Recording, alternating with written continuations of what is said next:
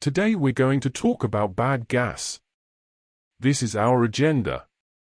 We're going to talk about what to do when bad gas is reported.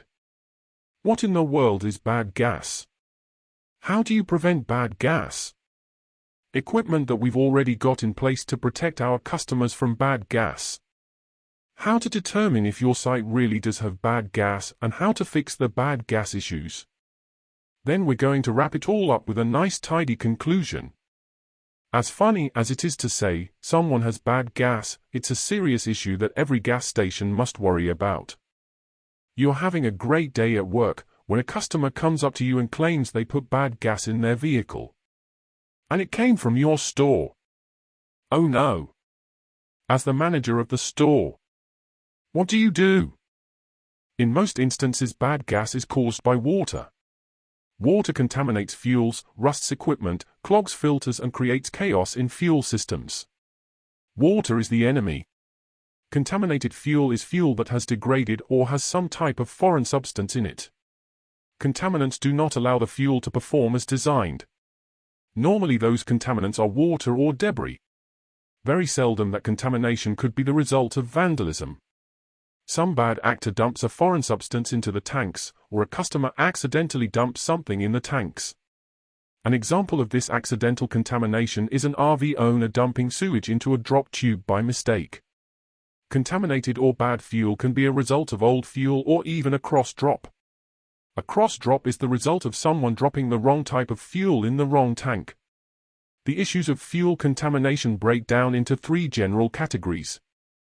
If water enters unleaded fuel, you can normally see the water in the fuel. Water in fuels without ethanol sinks to the bottom and stays there. In today's ethanol-blended fuels, water creates microbial bugs and phase separation. Unleaded fuels with ethanol in them cannot have any water in them. Water in ethanol-blended fuels can result in phase separation. Most unleaded fuels are now 10% ethanol and 90% unleaded fuel. Phase separation occurs when the ethanol molecule attaches to water molecules, which results in distinct layers in your storage tank. The top layer being gasoline, the bottom layer being water, and the middle layer a phase-separated ethanol-water mixture. Water does not work as a fuel in vehicles. Water in fuel tanks triggers the growth of bugs. Some of these bugs are called humbugs or hydrocarbon-utilizing microorganism bugs. When a technician suspects the presence of microbes in a tank, they might call it algae. In this case, the word algae doesn't mean the algae plant. Algae require light to survive, tanks have no light in them. Algae in a tank refers to microbes, bacteria, and/or fungus in the tank. Areas with higher temperature and elevated levels of humidity are more likely to have issues with algae in unleaded or diesel tanks. At present there are around 30 different species of diesel bugs that have been discovered in tanks storing diesel fuels, which means they can occur in multiple environments.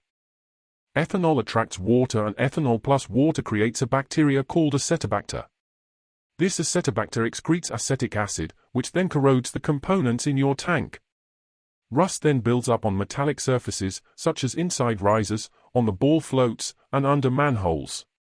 The buildup of rust inside a riser or pipe is called tuberculation. The buildup of tuberculated rust in a riser narrows the internal diameter of the pipe. When a technician comes to work on your site and pulls the probes for your ATG, the probes knock off pieces of this rust. That rust sinks to the bottom of your tank, becoming debris in the tank. The rust buildup could knock the floats off the probe. Then they are left floating in the tank. Another thing that occurs because of the rust inside the risers. The drop tubes get welded into place. When the technician tries to pull the drop tube out of the riser to test them, they won't budge. Symptoms of sludge, debris, and junk in the bottom of your tank may show up as reoccurring water alarms. The floats get hung up on accumulated sludge that has coated the probes. Water alarms go off during each delivery, but when you go out and you check your tank with the stick, there is no water in the tank. It's the debris in your tank that's actually causing these water alarms, and you'll usually see a recurring cycle. You receive a fuel drop, within 20 minutes an alarm goes off indicating water in the tank, then the alarm silences itself. Microbial contamination from water almost always results in corrosion of the metal parts of the tanks or the dispensing equipment, and often leads to sludge or buildup in the bottom of your tank. Another instance of bad fuel is old fuel. That's fuel that's been in the tanks and not sold for an extended time. The time it takes for fuel to become old fuel can range from months up to a couple of years. It varies by the type of fuel, the conditions that fuel's being stored in, if any fuel stabilizer's been added to it, or if it gets turned over very often. Turned over meaning fuel sold out of the tank and new fuel added to the tank. Contaminated fuel can also be caused by cross drops. Cross drops are the easiest bad fuel situation to figure out because if the delivery driver drops fuel to the incorrect tank, the ATG will show increases in the amount of fuel in the wrong tank. Be sure you report this immediately to your HQ fuel team. To prevent bad gas. Our number one objective is preventing water from getting into our fuel. We have operational procedures that prevent bad fuel in a variety of ways. First is our delivery processes. Whenever a delivery driver delivers fuel, they should stick the tanks for water before they deliver to make sure there's no water. And check for water again after they drop their load to make sure they didn't deliver any water in their load. The VIDA route ATG should go into alarm and shut down the system as soon as it detects any water. Some of the ways we keep water out of our tanks. Keep spill buckets clean and empty. Water built up in spill buckets is a potential source of fuel contamination. Keep sumps clean and empty.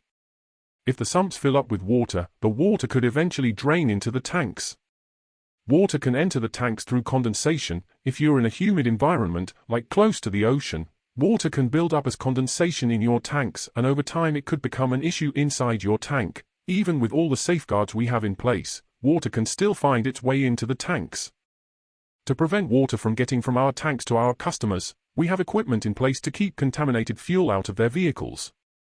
Most of the exchange gas stations have filters on the dispensers that are designed for ethanol fuels. These filters should not allow water, phase-separated fuel, contaminated fuel, or debris to be pumped into our customers' vehicles. The only way you know these filters are working is to have them changed periodically. Pay attention if customers are complaining that the dispensers are running slow, take it seriously and address the issue. Slow fuel flow can mean the filter has gotten clogged up, it's no longer working as a filter and might allow debris, water, or phase-separated fuel to enter the customer's vehicle. The VIDA route ATG has probes in the tanks that are designed to alarm whenever water enters the tanks. These probes are also designed to identify phase separation issues. Today we're going to talk about slow flow. Have you ever been trying to fill up your vehicle and you'll notice that the nozzle's going very, very, very slow and it frustrates you? What does that actually mean? It could mean that the filters are clogged, perhaps, and need changing.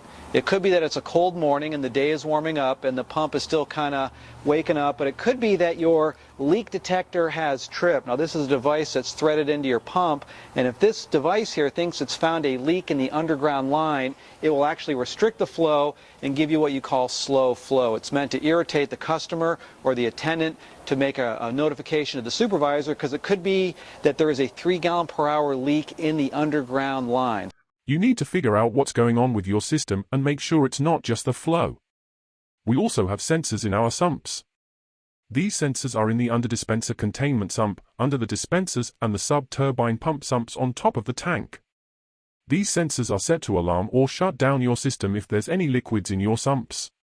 At all sites that operate unattended, these sensors should automatically shut down your site if they go into alarm. Cross drops are the results of human error. To prevent cross drops, we color code all our lids so that they identify the types of fuel that go into each tank. The concrete pad near the drop point should be labeled so that the delivery driver knows they are dropping the correct fuel into the correct tank. Per EOP 31-01 and EOP 36-03, managers must keep the keys to the cap on the fill point. This is another way to prevent cross drops. Associates talk to the delivery driver and verify that the fill point they are unlocking is the one that goes to the fuel that the delivery driver is bringing. EOP 31-01 has all the guidance for fuel drops in it, so if you need to catch up on any of that or become more familiar with it, please look in that EOP or reach out to your fuels team at headquarters. Here are your cross-drop scenarios. When someone drops unleaded or premium fuel into your diesel tank, stop selling fuel from that tank immediately. Close the tank and work with your HQ Fuels team to get rid of the fuel. Diesel fuel into your unleaded or premium tank. That's the same scenario. Stop, close the tank, contact HQ Fuel team. Unleaded was dropped into a premium tank. Stop selling fuel because you are no longer selling premium fuel. The fuel probably won't harm a customer's vehicle, but you're violating the law by selling a different grade of fuel than indicated on the octane ratings that are displayed on the dispensers. You'll have to close the tank and either move that fuel to an unleaded tank, or add some kind of octane booster to the tank until you can raise the octane levels to the levels of a premium fuel. And finally, if you have premium dropped into an unleaded tank, you can still sell that fuel, but you're selling premium fuel at unleaded prices. You should contact your fuels team to make a final decision on what to do with that fuel. For all cross drops, the delivery company may accept the risks or accept the expenses of cleaning out a tank after dropping the wrong fuel into the wrong tank. Reach out to your HQ Fuels team to determine what you should do about any cross drops. Even though you've followed all operational procedures and have all these safeguards in place, a customer comes in and reports they bought bad gas at your store. What do? Tell them to file a report with the installations lawyer. Meanwhile, you need to start the process of figuring out if you are selling bad gas. There are several things you can do to help yourself figure out if you have bad gas. First, check your VIDA route for any reports of water in your tanks. Look for any history of alarms that indicate water was in the tanks. Reach out to HQ Fuels to look through the history of deliveries and alarms to see if water was ever the source of an alarm. Use a tank measuring stick, coat it in water-finding paste and then stick the tank with it. If it comes up with any changes of color, then you might have water in your tank or you might have phase separation. Has there been any history of slow flow from the dispensers? If there is a chance that the fuel is bad, have a technician come out and completely sample the system. If you only have one customer reporting bad gas, that's usually not an indication that your tank has bad gas. If you have bad gas, it's going to affect every customer that fills up from that dispenser, so it would impact multiple vehicles, not just one. If you've gone through the previous steps and you don't see any indications of water in fuel, there probably is not any bad gas in the tanks. If there are signs of bad gas, what do? Stop selling the contaminated fuel. Notify the HQ Fuel team so that they can stop any deliveries to your site. Then call Greg Smith, who works at headquarters in real estate. He has a history of working with sites that have had bad gas issues. Generally, when the technicians check for bad gas, they will drop what's called a bacon bomb sampling device down to the bottom of the tank and take a sample from the bottom of the tank. They should grab samples from multiple points on top of the tank so that they can get a good sample and verify if there are any issues. Some tanks might be tilted with one end lower than the other. The sampling at each end will actually assess the whole tank instead of just a single point. The technician might send these samples to a lab. The lab can analyze the sample and make sure there's no contaminants in it. If there is contamination, the technician should work with you on a plan for how to clean the tanks. If there is bad fuel, you have several options to choose from. Polishing the fuel, which is sucking the bad fuel out, running it through a filtration system and putting the clean fuel back in the tank. Sometimes they might add biocides to the fuel to kill off any microbes in the fuel. The dead microbes will then settle to the bottom of the tank and create a debris buildup on the bottom. The built-up debris is sometimes called gunk, sludge, or debris. The technician might recommend cleaning the tanks, or physically scrubbing the insides of the tanks. Steps your technicians should take after cleaning the tank and/or fuel. They should change out all the filters. The old filters may be clogged from the debris that was in the tank. Purge the lines from the dispensers to the tanks. Purge the hoses for each dispenser. The lines or hoses may have bad fuel in them. Then retest the fuel for contamination. There are always going to be issues with people reporting bad gas. Sometimes they won't report it directly to you. Sometimes they'll go straight to social media, and you need to be ready to figure out what is going on with your system. If there are accusations of your store having bad or contaminated gas. Bad gas comes in many forms. As long as you keep the water out of your system, the gas should stay relatively clean. The older your tank, the more debris can be built up in the bottom of it.